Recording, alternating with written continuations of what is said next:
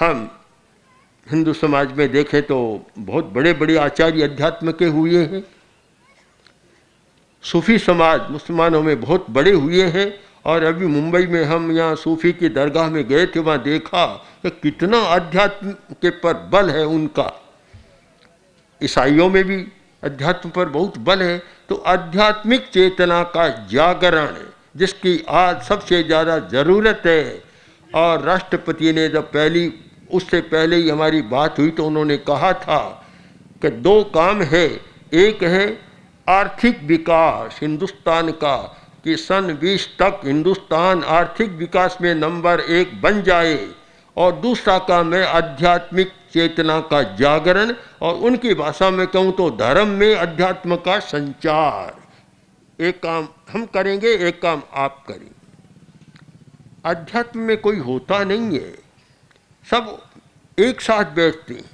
दूसरा हमारा था नैतिक मूल्यों का विकास। यहाँ भी कोई लड़ाई नहीं है, सब एक मत है।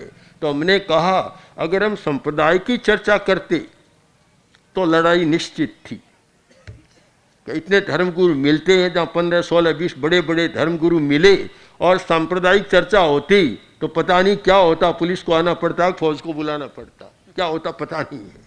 पर हमारी जो विषय चर्चा का है वह है अध्यात्म की चेतना का जागरण और नैतिक मूल्यों का विकास। जहाँ लड़ने का कोई अवकाश नहीं, वहाँ तो मिलने की बात होती है, एक दूसरे से मिल जाते हैं। और ऐसे ही मिले।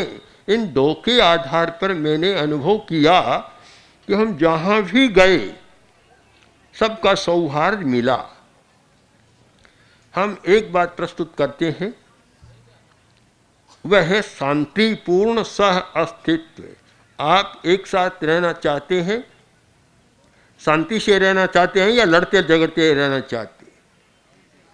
सब लोग कहते हैं शांति से। छोटे छोटे गांवों में जब कुछ दंगा हो चल रहा था, हमने कहा धर्म स्थान में तो कोई हिंदू हो सकता है, कोई मुस्लिम हो सकता है। मस्जिद में मुस्लिम गया, मंदिर में हिंदू गया, किंतु बाजार में तो ये भेद नहीं है। ये बाजार में ये नहीं कि ये दुकान की हिंदू की है तो हिंदू ही माल खरीदेगा, मुसलमान नहीं खरीदेगा। और मुसलमान की है तो मुसलमान ही खरीदेगा, हिंदू नहीं खरीदेगा। बाजार में नहीं तो भला धर्म में तो इतना भेद, और बाजार में एकता, बड़ा आश्चर्य होता है।